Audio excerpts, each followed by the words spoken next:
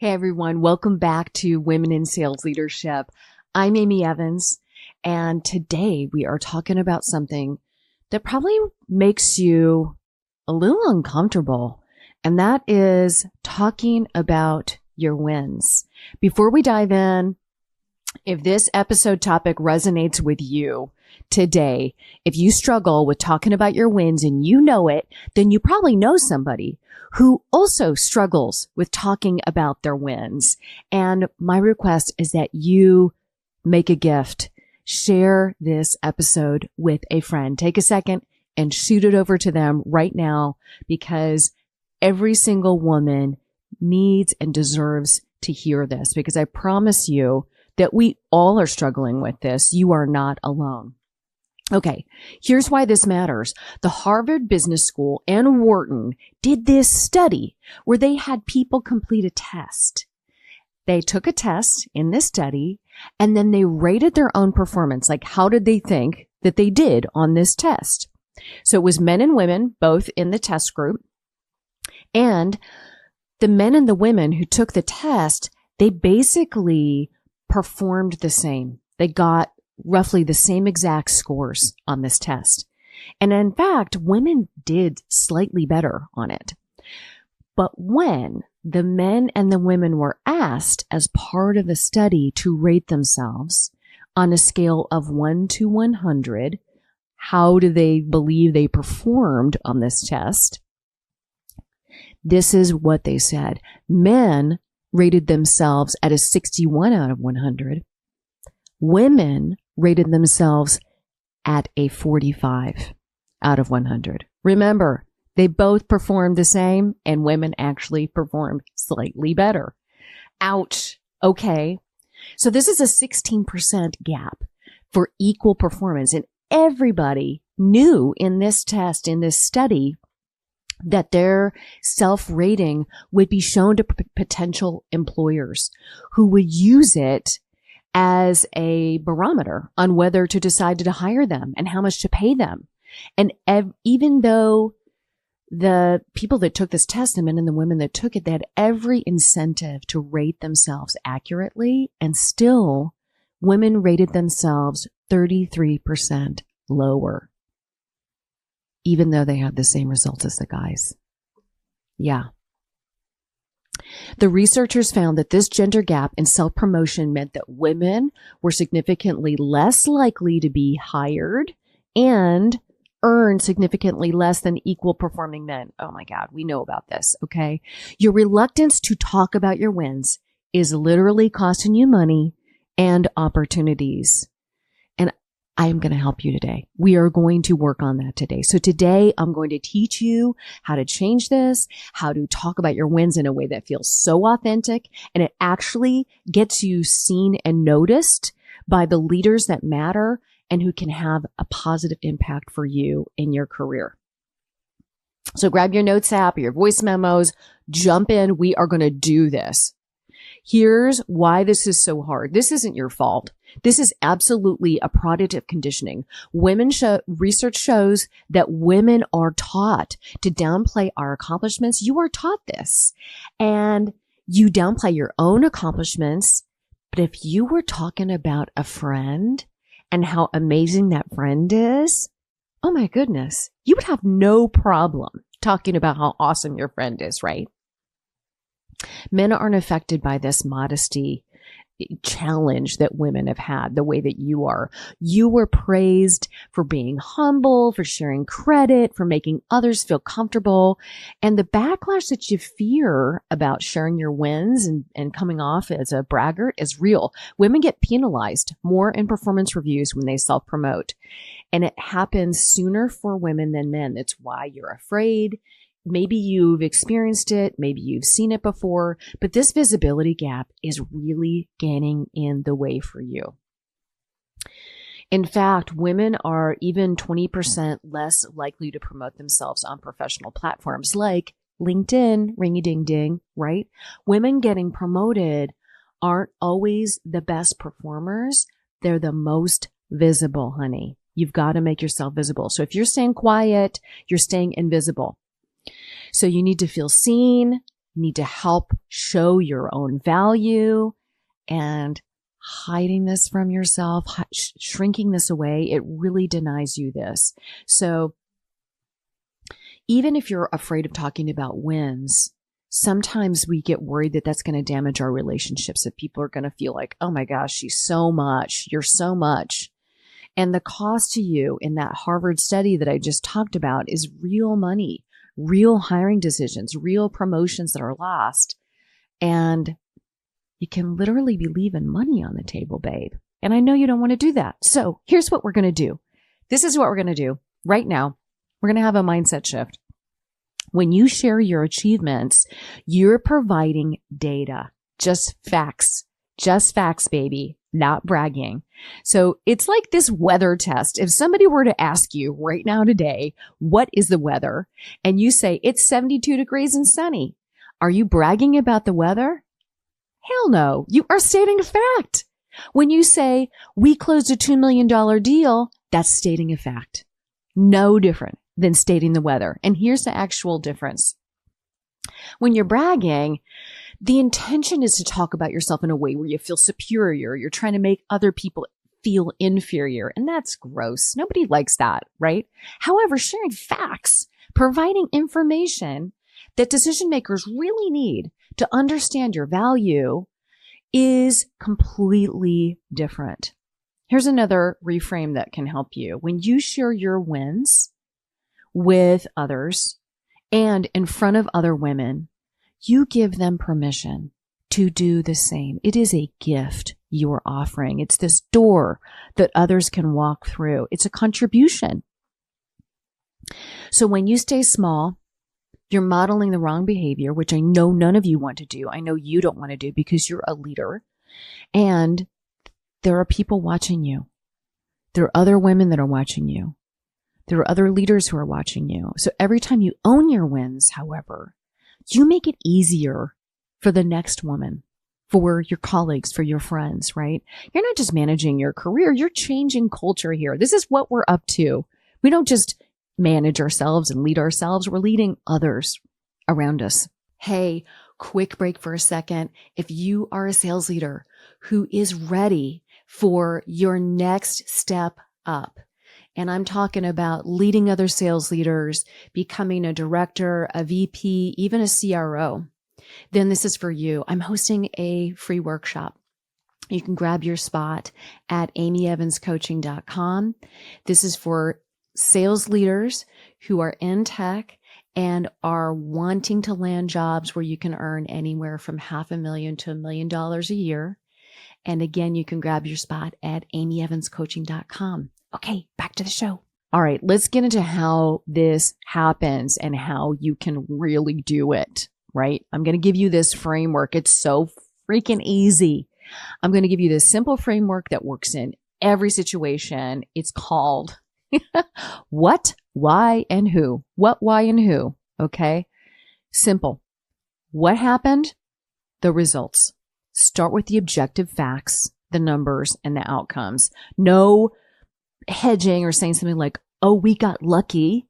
No, you didn't get lucky. Like that example, like my team, an example could be like my team closed $5.2 million in new business this quarter. That's a fact. Reporting reality. No qualifiers. No, we got lucky. A bluebird came in. No story around it yet, right? This is what happened. And this is what makes a difference. Being clear and factual instead of maybe downplaying it like, oh, we had a pretty good quarter, or, you know, we had this deal that we got lucky that landed. Nothing like that is going to be impactful for you. Talking about the facts goes so strong in your favor. So what, just simple up, what is it? What happened? And then connect it to why. Why did it matter? Connect to the broader business impact. And this is where you start to show off that you are a strategic thinker, that you have executive level communication skills. So let's play this out. Like, what does this look like? What does this feel like? So We closed that $5.2 million, which put our division at 115% of plan and contributed to the company hitting its growth targets. Bam. That sounds pretty freaking amazing, doesn't it? Yeah, because it's true and it's what actually happened. Now you're not just sharing a number, you're connecting that win to something bigger. You're connecting it to the dots of what your leadership cares about, what the company cares about. And you begin to be seen as someone who thinks strategically. Then we get into the who. Who helped? And this is where you can let go of it's all about me and feeling uncomfortable, right? You do everything with the team. I get it, but you are leading the team. So the who part is who helped, who contributed. So sharing that credit without minimizing your own role. And this is what it sounds like. So easy. You can do this. Here's what it sounds like.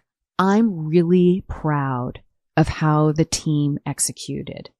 And especially insert the name of somebody who you thought did a standout job, especially the superstar who closed that enterprise deal. This addresses this modesty norm while it still owns your achievement of leading the team, right? So it's the what, the who, and the why. Actually, I got that out of reverse order. Let me say it again. What, why, and who. That's it. 3 parts. So easy to remember. So next time you are in a one-on-one with your boss, and I would invite you to take this on this week. You have a one-on-one. It's probably happening once a week with your direct boss. And an opportunity you have is to practice doing this, right? Okay. So I'll give you just like a sample, like so real world, one-on-one with your boss. What does this sound like? And this sounds like this. I want to give you an update on the strategic account review that I led last month. We identified $3 million in expansion opportunities across our top 20 accounts. So that's the what, which positioned us well for Q2 growth. Ooh, that's the why. The account managers, or AEs, really stepped up in presenting their strategies. Who? So this is how you do it. What, why, and who. And that's simple. How did that sound to you? I'm going to say it one more time so you can get it. I want to give you an update on the strategic account review that I led with the team last month. We identified $3 million in expansion opportunities across our top 20 accounts, which positions us well for Q2 growth. The AEs are really stepping up in presenting their strategies to me. Bam. That's it. You can do this. You will not mess it up. The only mistake you will make is not giving it a try. Okay. Now, if you really want to go for some gold, you can choose to start to post on LinkedIn. Something like this. I just came out of and that post sounds like this, right?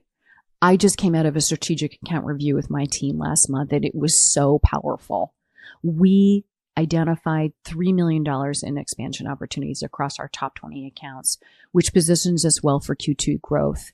That I am so proud of my team. They really stepped up in presenting their strategies. Now, if you're worried about saying numbers on LinkedIn, you could pull the numbers out and just say the rest of the statement and put it on LinkedIn. Why? It's a chance to just, again, provide some expertise for you, some authority for you. And look, I don't know a sales leader that isn't always recruiting and wanting A player talent. A players want to play on an A team. So for A leaders, A plus leaders, right? So an A plus leader is talking about what's working. They're talking about who on their team is performing and what they're doing to move the needle in their organization, right? So right now, you can choose to think of one win that you've had. And this win could be this week. It could be in this past month. It could be in the last quarter. It doesn't have to be that huge. Do a little practicing for yourself. What's one win? I know you have one. There's no way you don't. You have one win, you have something that went really well. And practice the what, why, who right now. What was the win? Why was it important? And who contributed? Okay. You can do this. I see you. I see you doing this. You can so do this. You can write it out. You can say it out loud. Get comfortable with how this sounds and then start using this language for yourself. Where do you need to start using this? Okay. I already gave you the first one. It's your one-on-ones. This is a non-negotiable for you. You ought to be showing up and opening up every single conversation with your boss with a win of the week. And that can be like, hey, let me tell you about the biggest win that we've had this week, right? Show me a leader that doesn't want to hear good news and things that are working for you and your team, right? Not that you only want to identify positive stuff. You do have to talk about what's not going well or what you need support or help with, but show up with a win right away. And it'll set the tone for the conversation. It'll get your leader in this mindset of you are somebody who delivers wins and creates wins for your team. So this is non-negotiable. Your boss is never going to remember everything you do. But when promotion time comes up and you have shown up consistently week over week saying, let me talk to you about the win of the week. Let me talk to you about a big progress that we made this last week. You're not committing a forecast. You're not getting yourself in a position that you can't get out of. You're not backing yourself in a corner. You're talking about something that was a success. And there's nothing wrong with that. And this will just set a tone for your year. Okay. Team meetings. Oh, don't miss a chance in front of your team to give a chance to acknowledge and create opportunities to identify wins. It really changes the tone of your team when you start to talk about what is working. Now, look, we're not going to sweep the challenges under the rug and ignore them. However, identifying what is working is a way to create behaviors that will become emulated throughout your team. So don't ask and don't wait to be asked to share in front of your team, either your directs or on your big team meetings with your boss. So you've got your one-on-ones with your boss. You probably are having a team meeting weekly with your boss too. Show up with the win. Don't be afraid to repeat it in front of your team. Why? Because your colleagues are probably struggling with the same thing that you just figured out or the win that you just had. And it's a chance to be a leader in your team and demonstrate that you show what's working and how things are working for your team, right? Okay.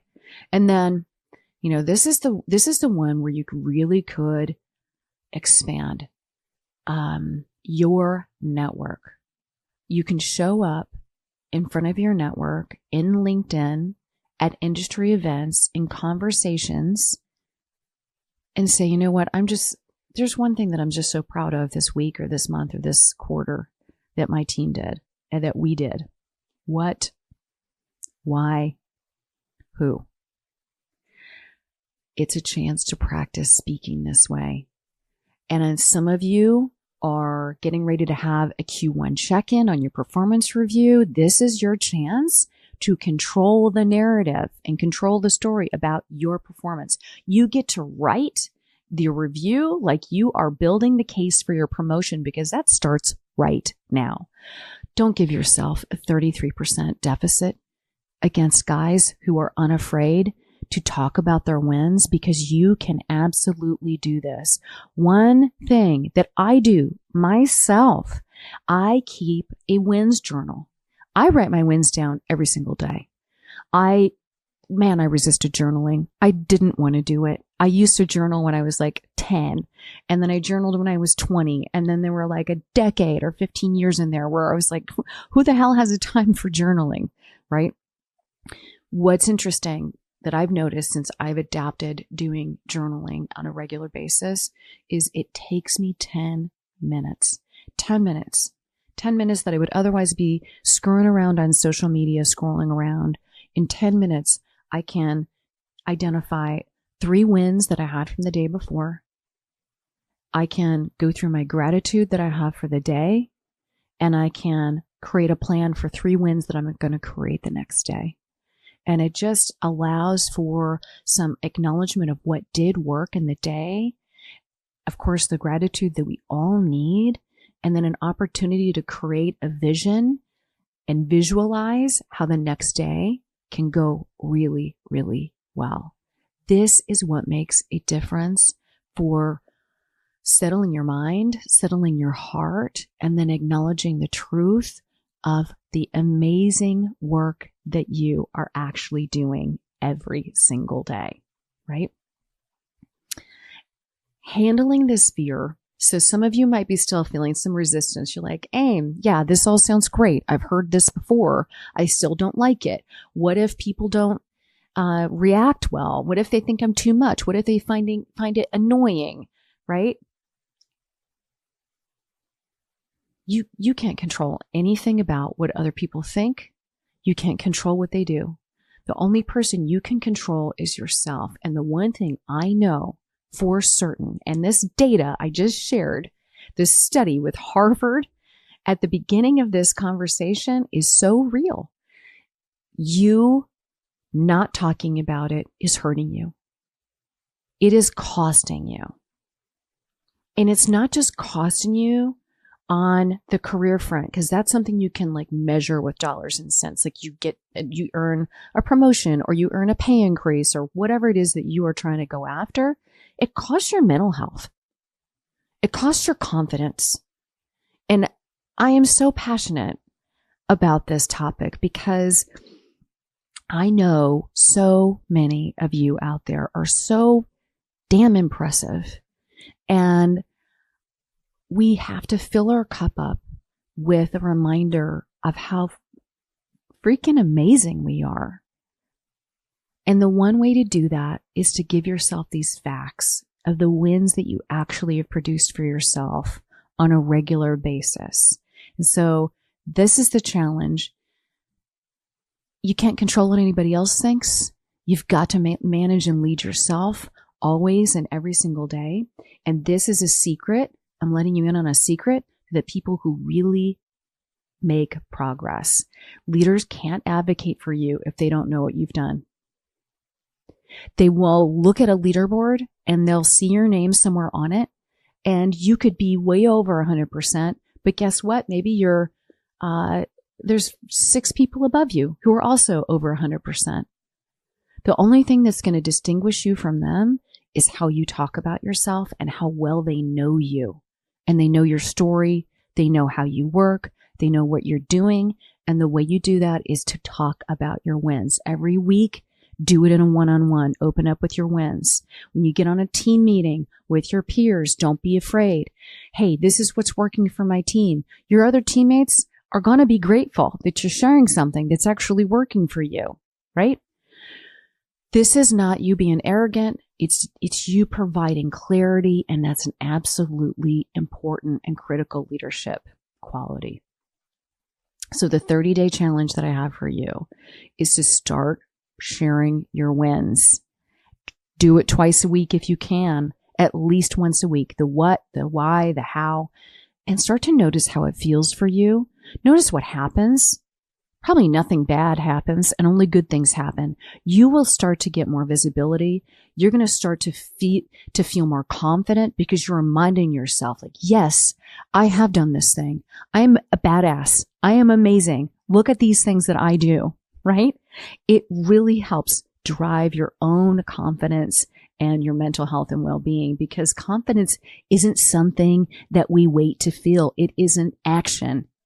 It's built in action. You get confidence by doing. And every time you share a win, you're building that muscle. So you're closing that gap of women being afraid to share their wins. So let's bring this home.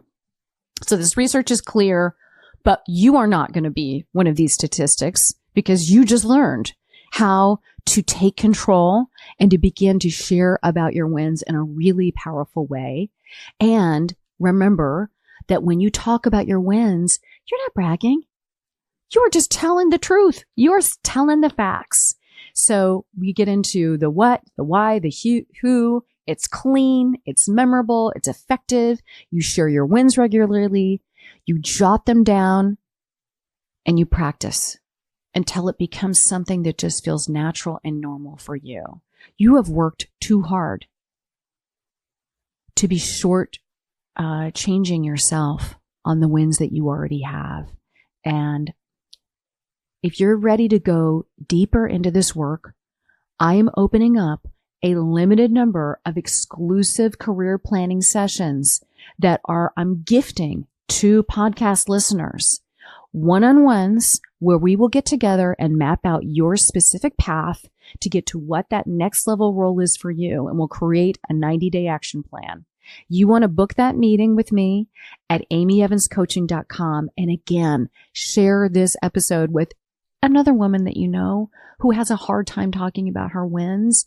Send this link to her and tell her that you thought of her. This is how we all rise together. So please, I produce this show myself, and your support means everything to me. I want to thank you so much for listening today.